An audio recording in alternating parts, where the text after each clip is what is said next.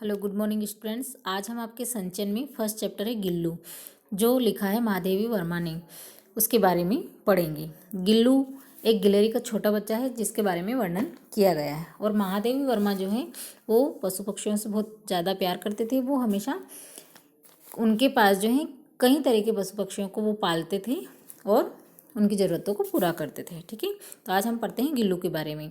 देखिए, सोनजूही में आज एक पीली कली लगी है। इसे देखकर अनायास ही उस छोटे जीव का स्मरण हो आया जो इस लता को सघन हरितिमा में छिपकर बैठता था। मतलब एक गिल्लू के बारे में बता रहा है कि वो उस सोनजूही मतलब एक पौधा है, उसकी पीली कली में किस तरह से वो छिपकर बैठ रहा था। ये आज उनको महादेवी वर्मा को याद आई है। और फिर मेरे निकट पहुँचते ही कंधे पर कुत्ते मुझे चौंका देता था। तब मुझे कली की खोज रहती थी, पर आज उस लघु प्राण की खोज है। मतलब इस चैप्टर के एंड की बात बताई गई है कि गिल्लू को याद करते हुए महादेवी वर्मा उस पीली कली को देखकर कहते हैं कि काश गिल्लू इसमें हो। मतलब एक छोटे से प्राण जीव के बारे में बताते हैं। परंतु वह तो अब इस सोनजूही की जड़ में मिट्टी होकर मिल गया होगा। कौन जाने स्वर्णिम कलीम की बहानी वही मुझे चौंकाने ऊपर आ गया हो। मतलब गिल्लू की याद आते हुए महादेवी वर्मा सोचती हैं। थर्ड पैराग्राफ देखो। अचानक एक दिन सवेरे कमरे से बरामदे में आकर मैंने देखा दो कौवे एक गमले के चारों ओर चोंचों से छुआ छुअल जैसा खेल खेल रहे हैं। वह काक बसुंडी विचित्र पक्षी हैं, एक साथ समादरित अनादरित, अति सम्मानित, अति अवमानित। मतलब यहाँ कौवे के बारे में बताया कि दो कौवे अचानक एक दिन महादेवी वर्मा देखती है कि दो कौवे जो हैं उस सोनजूही के आसपास घूम रहे हैं। तो आखिर वो क्या कर रहे थे? तो उन्होंने देखा कि कौवे कभी कभी तो कौवों को सामान दिया जाता है और कभी कभी कौवों को भगा दिया जाता है। जब वो पितृपक्ष जो होते हैं उनमें उनको सम्मान दिया जाता है और जो काऊ काऊ की आवाज़ से वो कान फोड़ू की आवाज़ करते तो उन्हें भगाकर अनादरित किया जाता है। अनादरित मतलब उनका अपमान किया जाता है और समादरित मतलब उनका सम्मान किया जाता है। ठीक है, अब पैराग्राफ नंबर 4 देखिए। हमारे बेचारे पुरखे न गरुड़ के रूप में आ सकते, न मयूर के, न हंस के। ऐसा माना जाता है कि जो पूर्वज लोग जो होते हैं, लोग से मतलब पूर्वज जो हमारे होते हैं, वो न गरुड़ के रूप में आते हैं, न मयूर और न हंस के रूप में। उन्हें पितर पक्ष में हमने कुछ पाने के लिए काक बनकर ही अवतरण होना पड़ता है। मतलब कौवा बन के ही आते हैं।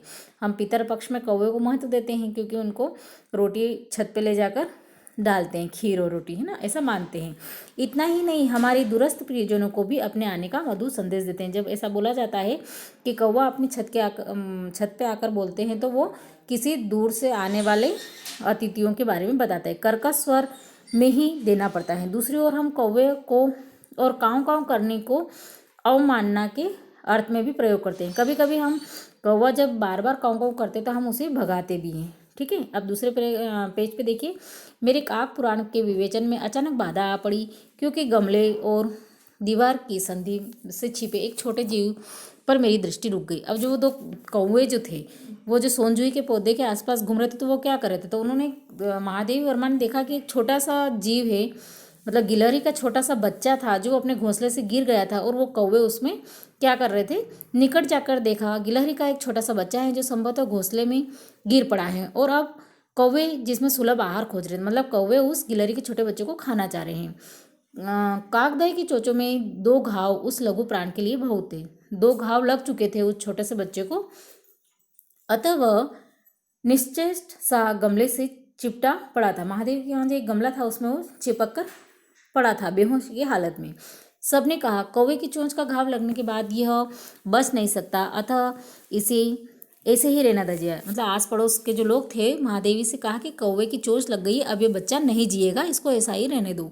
परंतु मन नहीं माना। उसे होले से उठाकर अपने कमरे में लाई, फिर रुई से रक्त पोंछकर घावों पर पेंसिलिन का मरहम लगाया। लेकिन महादेवी जो लेखिका थी उनका मन नहीं माना। वो उस बच्चे को उठाकर कमरे में लाई और उस पर मरहम लगाया। रुई की पतली बत्ती दूध में भिगाकर जैसे जैसे उसके नन्हे से मुंह से लगाई, पर मुंह खुल न सका और दूध की बूंदें दोनों ओर लुढ़क गई। मतलब दूध पिलाने की कोशिश की गई उस छोटे से बच्चे को, रुई में भिगोकर रुई से दूध पिलाने की कोशिश की पर वो नहीं पी पाया। कई घंटे के उपचार के उपरांत उसके मुंह में एक बूंद पानी टपकाया। काफ़ी समय बाद मतलब जैसे पेनिसिलिन का मरहम लगाया और उसको दूध पिलाया रुई से, तो नहीं हुआ, पर काफ़ी घंटों की मेहनत के बाद मुंह में एक बूंद पानी जैसे तैसे टपका सके। तीसरे दिन वह इतना अच्छा और आश्वस्त हो गया कि मेरी उंगली अपने 2 नन्हे पंजों से पकड़कर नीले कांच के मोतियों जैसी आंखों से इधर उधर देखने लग गया। उसकी वो छोटा सा बच्चा था तो उसकी आंखें कैसी थी, नीली थी, तो वो उस कांच की नीली आंखें जैसे इधर उधर देख रहा था और महादेवी की उंगली को अपने आगे के पंजों से पकड़ लिया। 3-4 मास में उसने स्निग्ध रोई झब्बेदार पूंछ और चंचल चमकीली आंखें सबको विस्मित करने लगी। मतलब वो ऐसा आश्चर्य जैसा लगने लग गया था, उसके झब्बेदार पूंछ निकलने लग गई और हल्के हल्के उसके शरीर पर रुए उठते थे, जैसे हम गिलहरी को देखते हैं। उसका शरीर विकसित होता जा रहा था। हमने उसकी जातिवाचक संज्ञा को व्यक्तिवाचक रूप दे दिया। मतलब जातिवाचक मतलब जाति मतलब गिलहरियाँ, और व्यक्तिवाचक मतलब उसका नाम महादेवी ने क्या रख दिया, गिल्लू। और इस प्रकार हम उसे गिल्लू कहकर बुलाने लग गए। मैंने फूल रखने की एक हल्की डलिया में रुई बिछाकर उसे तार में खिड़की पर लटका दिया। मतलब उनकी खिड़की के पास उन्हें एक डलिया में रुई बिछाकर रख दिया उसको, गिल्लू को। वहीं 2 वर्ष गिल्लू का घर रहा।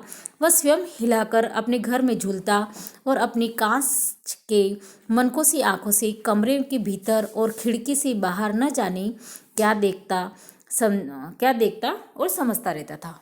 परंतु उसकी समझदारी और कार्यकलाप पर सबको आश्चर्य होता था। मतलब वो गिल्लू छोटा सा बच्चा था, पर उसका काम करने का तरीका या उसके समझदार से सभी आश्चर्यचकित होते थे।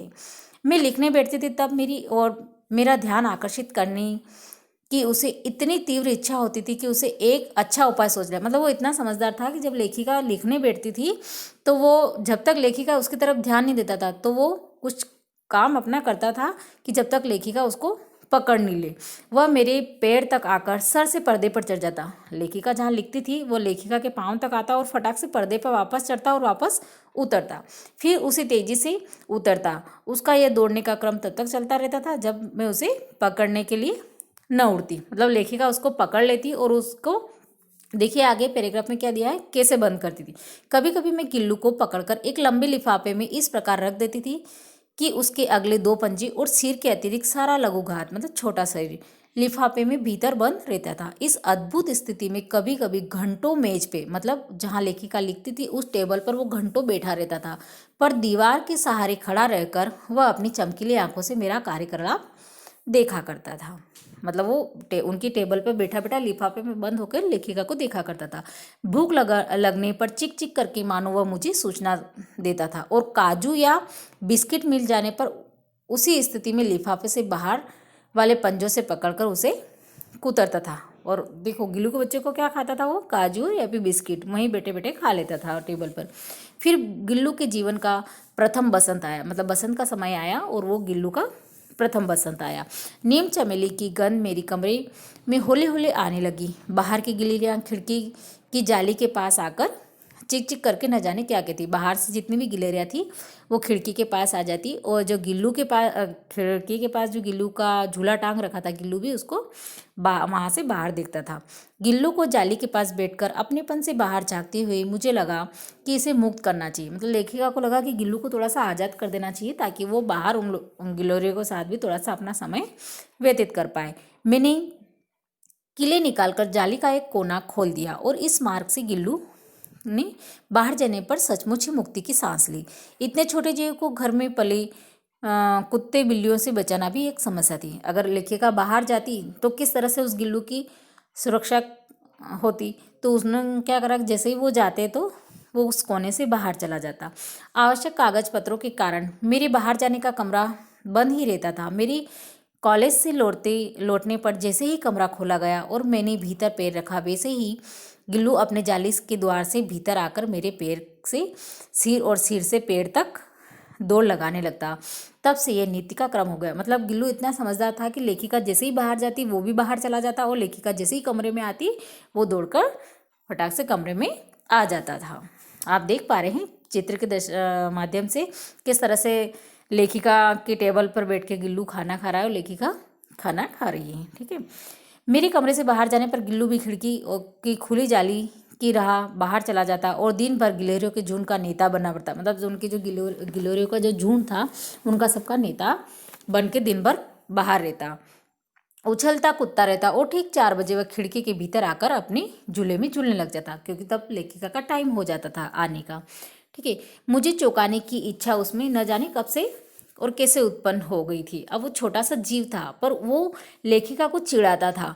देखिए कैसे चिढ़ाते थे, कभी फूलदान के फूलों में छिप जाता, कभी पर्दे की सुन चुनट में और कभी सोनजूई की पत्तियों में। मतलब वो कभी पर्दे के पीछे छुप जाता, कभी फूलों के फूलदान में छुप जाता, तो कभी सोनजूई की जो लता थी उस पर छिप जाता था। और लेखिका को मतलब लेखिका घबरा जाती थी कि आखिर गिल्लू कहाँ गया, उसे ढूंढती थी। तो वो मतलब उसको बड़ा मजा आता था लेखिका को चिढ़ाने में। मेरे पास बहुत से पशु पक्षी हैं और उनका मुझसे लगाव भी कम नहीं है, परंतु उसमें से किसी को भी मेरे साथ मेरी थाली में खाने की हिम्मत नहीं हुई, ऐसा मुझे स्मरण नहीं आता। मतलब लेखिका को पशु पक्षियों को पालने का शौक था, पर कभी किसी की ऐसी हिम्मत नहीं हुई कि वो लेखिका की थाली में आकर खाना खा ले, ऐसा लेखिका को याद नहीं है।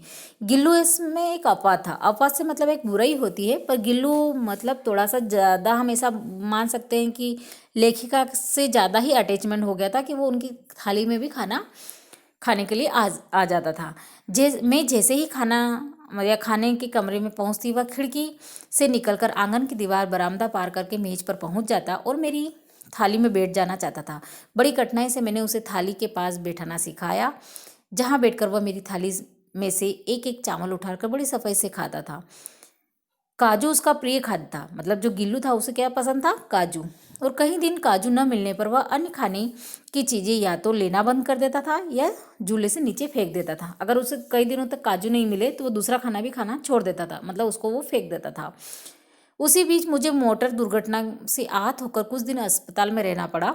उन दिनों जब मेरे कमरे का दरवाज़ा खोला जाता, गिल्लू अपने झूले से उतरकर दौड़ता और फिर किसी दूसरे को देखकर उसी तेजी से अपने घोंसले में जा बैठता। मतलब लेखिका का एक्सीडेंट हो गया था, तो कुछ दिन उन्हें हॉस्पिटल में रहना पड़ा था। तो कुछ लोग गिल्लू को जैसे खाना रखने जाते थे, बिस्किट वगैरह, तो वो उनको देखकर वापस दौड़कर अपने झूले में आ जाता था, बाहर नहीं जाता था। फिर किसी दूसरे को देखकर वो तेजी से अपने घोंसले में जा बैठता था। सब उसे काजू दे आते, परंतु अस्पताल से लौटने के जब मैंने उसके झूले की सफाई की तो उसने काजू भरे मिले।